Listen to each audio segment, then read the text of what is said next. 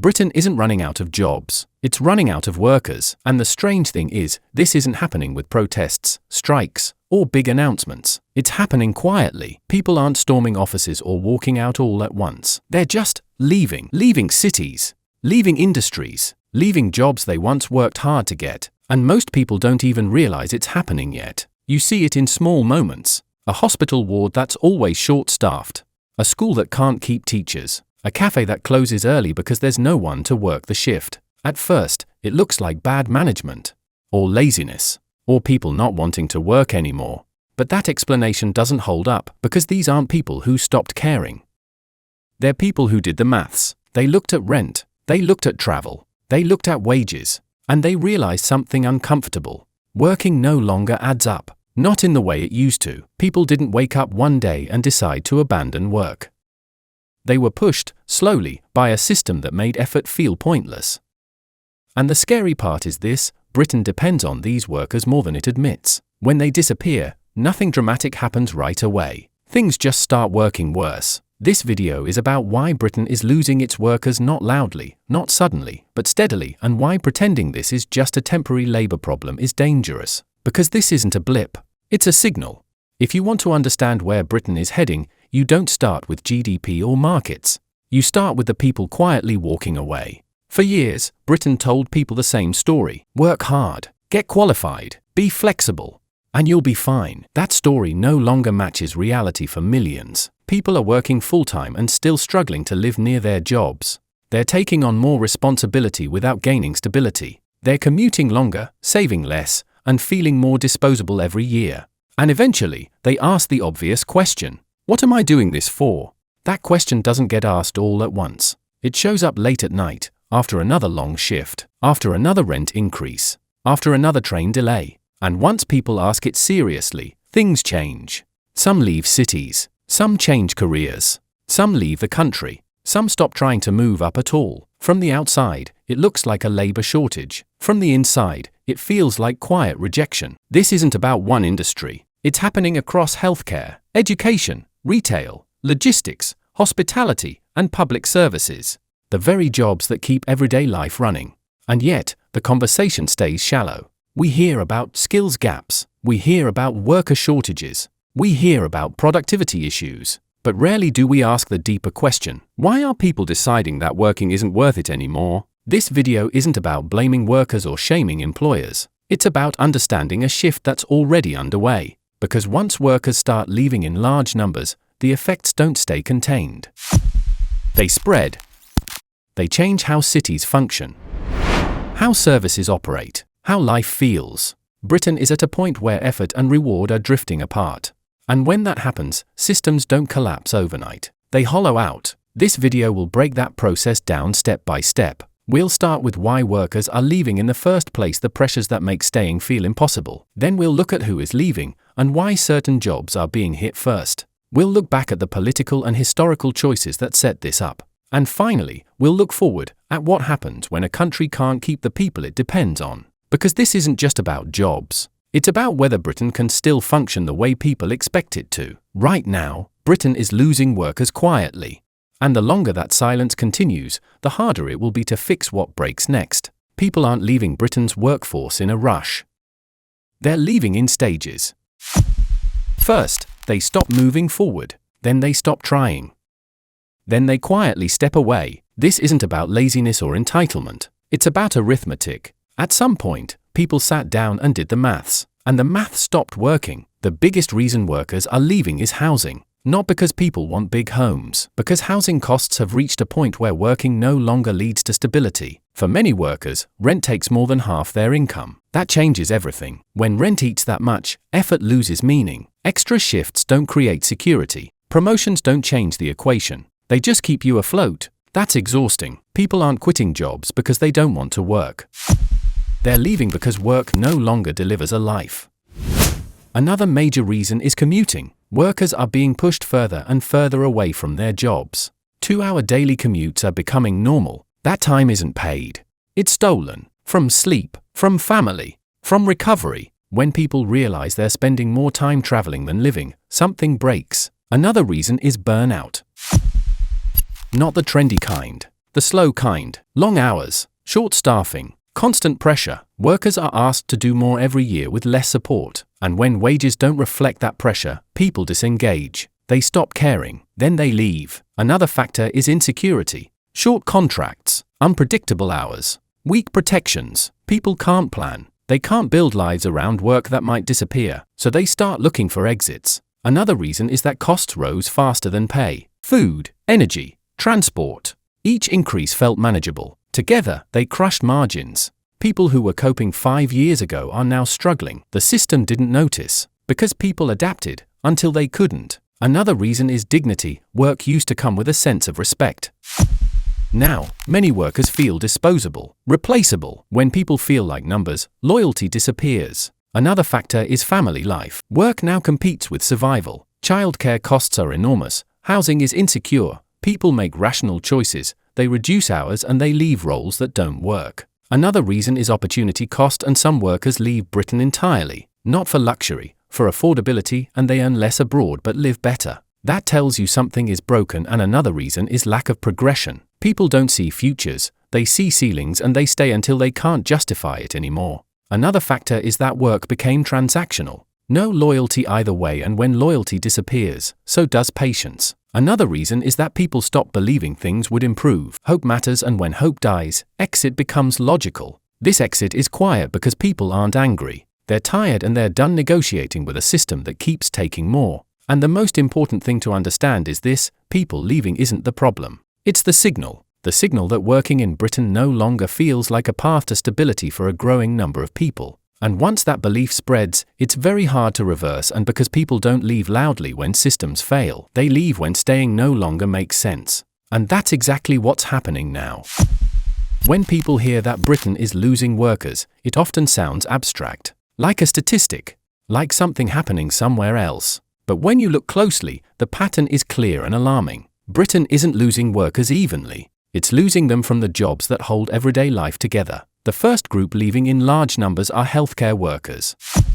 Nurses, care assistants, junior doctors, support staff. These are not people who went into their roles for money alone. Many stayed through years of pressure because the work mattered to them. But caring doesn't pay rent. It doesn't shorten commutes. It doesn't protect you from burnout. Hospitals across the country now rely on constant overtime and agency staff just to function. Wards run understaffed as a matter of routine. People don't leave after one bad shift, they leave after years of watching conditions worsen while their lives get harder outside work. Education is another sector bleeding workers. Teachers are leaving early in their careers and not coming back. The workload is intense. The pay no longer matches the cost of living, and housing near schools is often impossible. Young teachers enter the profession full of energy and leave within a few years exhausted and disillusioned. Schools patch gaps with supply staff, larger class sizes, and overworked senior teachers. From the outside, schools still open every morning. From the inside, the system is stretched thin. Care work is even more fragile. Care homes, home carers, disability support workers, these roles are physically demanding and emotionally heavy. They are also among the lowest paid. Many carers now earn less than they need to live near the people they support. Turnover is constant. Experience drains away. Continuity disappears. The people who rely on these services feel it first, but everyone feels it eventually. Retail and hospitality are also losing workers fast, especially experienced ones. These sectors are often dismissed as entry-level, but they depend on skill, reliability, and experience. When wages lag far behind rent and transport costs, people leave. They move sectors. They move locations. Businesses shorten hours, close days, or shut entirely. High streets don't empty because people stopped caring, they empty because the workforce holding them up couldn't survive. Logistics and transport are another pressure point. Drivers, warehouse workers, delivery staff, these jobs keep the country moving. Long hours, tight margins, and rising costs have pushed many out. When these workers leave, supply chains slow. Deliveries delay, prices rise, the impact ripples outward. But the most worrying shift is happening among skilled, mid-career workers. People who trained, people who followed the rules, people who expected stability by now. These workers aren't storming out in protest. They're reassessing quietly. They see no realistic path to owning a home. They see little reward for taking on more responsibility. They look at their future and don't like what they see. So they change course. They leave cities. They change careers. Some leave Britain altogether. Younger workers are leaving before fully entering. Graduates look at starting salaries and compare them to rent. They don't see independence, they see permanent dependence. Many stay at home longer. Others leave cities entirely. Some leave the country early, before putting down roots. Older workers are also exiting sooner than planned. Early retirement, reduced hours, or leaving stressful roles altogether. Rising costs make working feel pointless rather than rewarding. When experience leaves, systems lose depth and resilience. What ties all of this together is geography. The jobs Britain needs most are concentrated in the places where housing is least affordable. That mismatch is fatal. When workers can't live near work, they eventually stop trying. And the most dangerous part is this: replacements aren't coming. Training pipelines are weak. Younger workers see the reality and choose differently. Immigration can't fill every gap, and even when it does, new workers face the same pressures that drove others out. This isn't a temporary shortage, it's an erosion and a slow draining of experience, skill, and commitment. Britain isn't losing its workers all at once. It's losing them layer by layer, sector by sector, quietly enough that the damage isn't obvious until systems start failing. And by the time it becomes impossible to ignore, rebuilding what was lost will be far harder than preventing the loss in the first place. Britain didn't wake up one morning and lose its workers. This wasn't caused by one bad year, one government, or one crisis. It was built slowly, through choices that made sense on their own but stacked up into something damaging. For decades, Britain made a simple promise to its workforce: work hard, and life will get easier. That promise held for a long time. Wages broadly rose. Housing was attainable. Living near work was possible. Stability wasn't guaranteed, but it was realistic. That balance is what kept people invested. When times were tough, people stayed because they believed things would improve. The first major shift came when housing stopped being treated as infrastructure and started being treated as an asset. Homes were no longer just places to live close to work. They became investments, pensions, and wealth stores.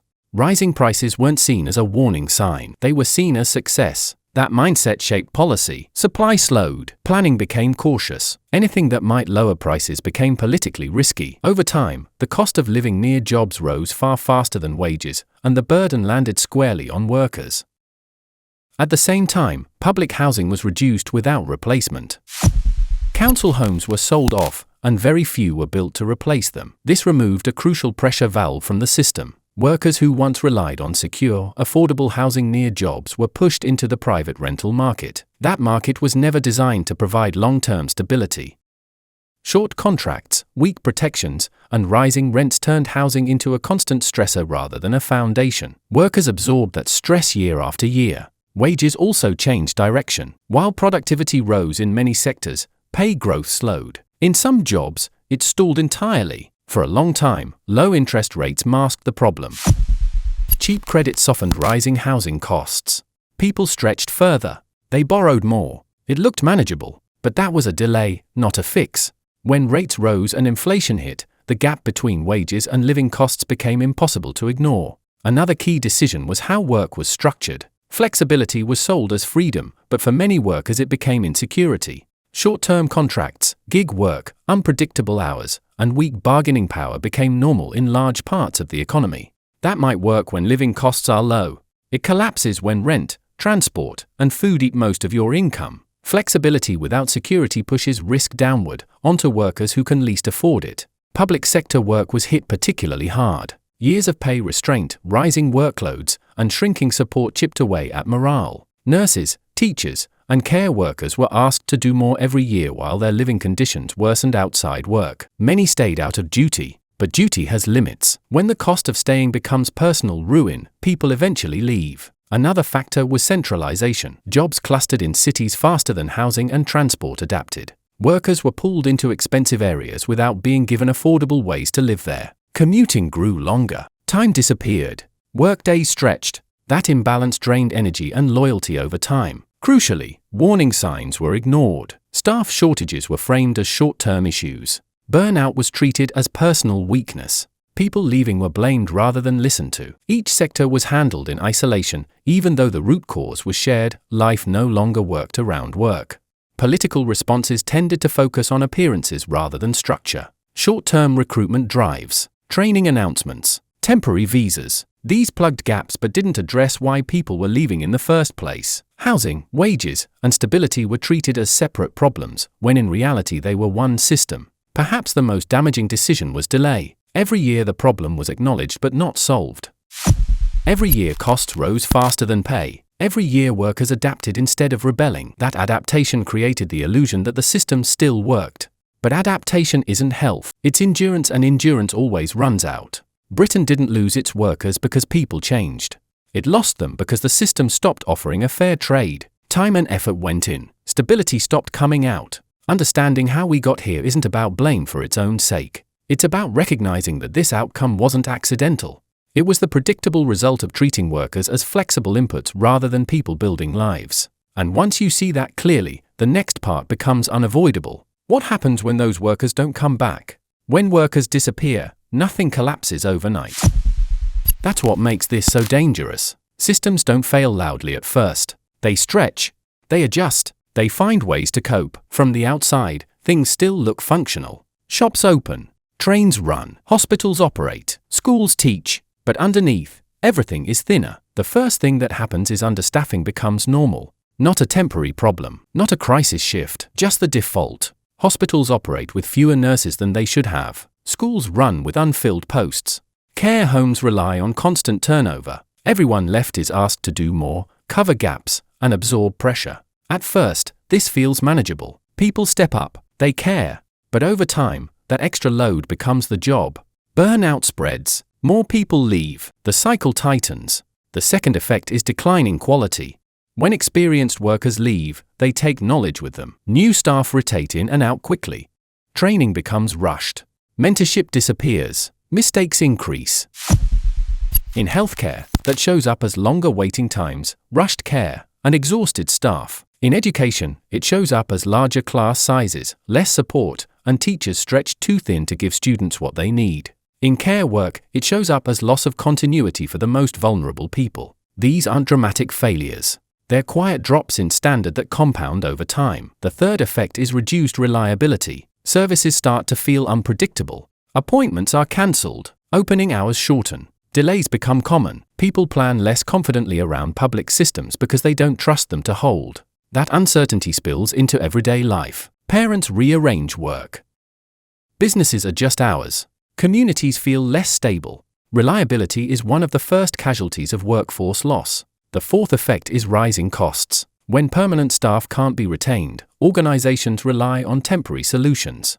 Agency workers, overtime, short-term contracts, these cost more. Public money gets drained keeping systems running at a basic level instead of improving them. That creates a vicious loop, higher costs with worse outcomes. And because these costs are spread across budgets, the public rarely sees a clear line between worker loss and rising taxes or service cuts, but the connection is there. The fifth effect is uneven impact. Wealthier areas cope better. Poorer areas feel the damage first. Schools in struggling communities lose staff faster. Hospitals serving deprived areas find it harder to recruit. Shops and services close where margins are thin. Inequality deepens not because of one decision, but because workforce loss hits hardest where resilience is already low. The sixth effect is stress on those who remain. Workers who stay are often the most committed. That commitment becomes a liability. They carry the weight of missing colleagues. They skip breaks. They work longer hours. Over time, their health suffers. Absences increase. Mistakes rise. Eventually, many of them leave too. Systems don't just lose workers, they push out the people most willing to hold things together. The seventh effect is reduced capacity for change. When systems are running on empty, there's no room to improve. No time to train. No energy to reform. Everything becomes about survival. Long-term planning disappears. Short-term fixes dominate. That locks decline in place. You can't rebuild while constantly firefighting. The eighth effect is loss of trust. People notice when services don't work like they used to. They may not know why, but they feel it. Trust in institutions erodes quietly. People stop expecting help. They stop engaging. That disengagement feeds back into the system, making it harder to recruit, harder to improve, harder to recover. The ninth effect is economic drag. Workers aren't just employees, they're consumers. When people leave jobs, cities, or the country, spending drops. Local economies weaken. Businesses struggle to stay open. Fewer workers mean less activity, less tax revenue, and slower growth. This isn't theoretical. It's cumulative. The 10th effect is normalization, perhaps the most dangerous stage. People get used to things being worse. Short staffing feels normal. Delays feel expected. Decline feels permanent. Once expectations reset downward, political pressure fades. People don't demand better because they don't believe better is possible. And that's the point where workforce loss stops being a problem and becomes a condition. Britain is approaching that stage now, not because people don't care and not because workers are lazy, but because a system that quietly loses its workers quietly loses its ability to function. And the longer this goes on, the harder it becomes to reverse. Which brings us to the final and most uncomfortable question. If workers don't come back, what kind of country does Britain become next? If nothing changes, Britain doesn't collapse. It tightens. That's the future most people aren't prepared for, because it doesn't arrive with sirens or headlines. It arrives through normal days that feel a little harder than the last. Through services that still exist but don't quite work. Through work that still pays, but no longer supports a life. When workers keep leaving and don't come back, the country doesn't stop functioning. It functions worse, year after year, until the gap between what people expect and what systems can deliver becomes permanent. The first long-term consequence is that essential services become unreliable by default. Not broken, not shut down, just stretched so thin that consistency disappears. Hospitals remain open, but waiting times grow and care becomes rushed. Schools stay open, but support drops and staff rotate constantly. Care services continue, but with less continuity and more risk. Over time, people stop expecting quality. They adjust expectations downward. That loss of expectation is far more damaging than a single failure, because it removes pressure for improvement. The second consequence is that cities begin to hollow out socially, even if they look busy on the surface. Wealth stays concentrated. High-end areas thrive. But the workers who make cities livable drift further away or disappear entirely. Commutes grow longer. Turnover rises. Neighborhoods feel temporary. Communities weaken. Cities become places you pass through for work rather than places you belong to. That changes how people treat them. Investment becomes cautious. Connection fades. Civic life thins out. The third consequence is that inequality hardens into something structural. When workers can't afford to live near work, those with assets pull further ahead while everyone else absorbs instability. Housing locks advantage in place. Career progression slows for those without support. Children grow up with fewer local services and fewer role models staying long-term. Over time, mobility drops. Not because people stop trying, but because the system stops responding to effort. The fourth consequence is that work itself loses meaning. When effort doesn't lead to stability, people stop seeing work as a path forward. They see it as maintenance. Something you do to stop things getting worse, not to make them better. That mindset drains motivation quietly. Innovation slows. Risk-taking falls. Businesses struggle to grow because workers are cautious and exhausted. A society that runs on survival mode doesn't generate momentum. The fifth consequence is demographic shift. Younger people delay settling down or leave entirely. Older workers exit earlier than planned. Birth rates fall. The population ages faster. That creates pressure on healthcare and pensions while shrinking the workforce further. It's a loop that feeds itself. Fewer workers support more dependents, which increases pressure on those who remain, pushing even more people out. The sixth consequence is political strain. When people feel systems no longer work for them, trust erodes. Not explosively, quietly. People disengage. They stop believing promises. They stop expecting solutions. That makes meaningful reform harder, not easier, because low trust and low hope reduce participation. Politics becomes about managing decline rather than shaping the future. The seventh consequence is that emergency measures become permanent. Temporary fixes turn into long-term policy. Short-term staffing solutions replace stable employment. Public money gets spent keeping systems just functional enough rather than improving them. That's expensive and inefficient, but it feels safer than structural change. Over time, the cost of simply maintaining basic function rises while outcomes continue to worsen. The eighth consequence is loss of national confidence. Countries rely on an unspoken belief that things broadly work. When that belief fades, people act differently. They plan less. They commit less. They invest less emotionally in the future. That doesn't show up on balance sheets right away, but it shapes everything from entrepreneurship to community life. The ninth consequence is permanence. This is the most important part. Once a country adapts to losing its workers, it builds systems around that loss. Expectations reset. Standards adjust downward. Reversing that becomes far harder than preventing it. Recruiting workers back into roles that no longer offer stability is difficult. Rebuilding trust takes time. Fixing housing and cost pressures after damage has compounded is slower and more expensive. And the final consequence is that Britain becomes a place where things still happen, but less well than they should. Where people still work, but with less hope. Where systems still exist, but without depth. Where life feels tighter, smaller, more constrained than it needs to be. This isn't a warning about chaos. It's a warning about drift. About a slow slide into a version of Britain that functions, but never fully recovers its balance. A country where the loss of workers isn't noticed as a crisis, but felt as a constant strain on everyday life. Nothing about this future is inevitable, but it is the direction things move in when worker loss is treated as a short-term inconvenience instead of a long-term signal. Britain is losing its workers quietly. And if nothing changes, it won't be obvious when the damage becomes permanent, because by the time it's visible, it will already feel normal.